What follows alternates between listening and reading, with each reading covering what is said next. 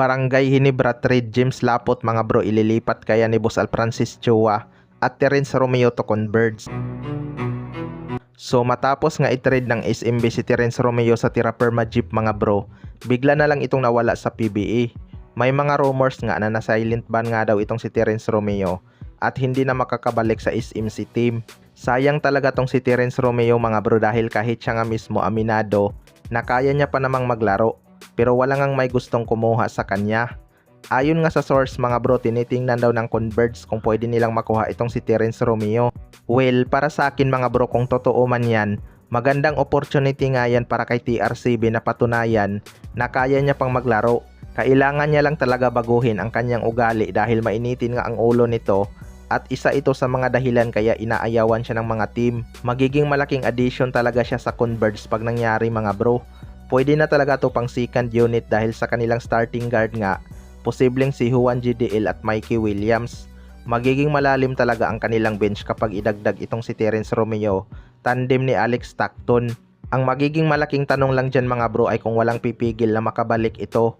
Kahit nga si Greg Slaughter ay nahihirapan makabalik sa PBA dahil sa kanilang silent ban rule. Hindi nga natin alam kung ano talaga ang tunay na dahilan bakit nasa silent ban ang isang player. Baka ginagawa nila yan kapag ayaw sumunod ng player. Sa kabilang banda naman mga bro, Barangay Hinebra trade James Lapot ililipat kaya. Ilang season na lang magre-retire na nga si Japit Aguilar kaya kailangan nga ng Barangay Hinebra maghanda ng big man na papalit sa kanya. Matunog ngang mag-swap itong si Coach L.A. Tenorio at Coach Tim Con mga bro. Kaya baka dadalhin ni Coach L.A. Tenorio si James Lapot sa Barangay Hinebra. Kita naman natin sa Magnolia Hotshots, binibigyan niya nga ito ng magandang minuto upang lumabas ang kanyang laro. Pinagkakatiwalaan nga siya ni Coach L.A. Tenorio kaya nagkaroon talaga ng improvement ang kanyang performance. Para sa akin mga bro, promising big man talaga tong si James Lapot.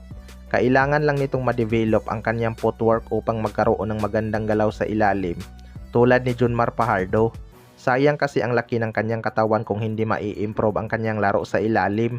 Kapag gumanda ang footwork nito mga bro, siguradong magiging malakas to mang-araro sa ilalim.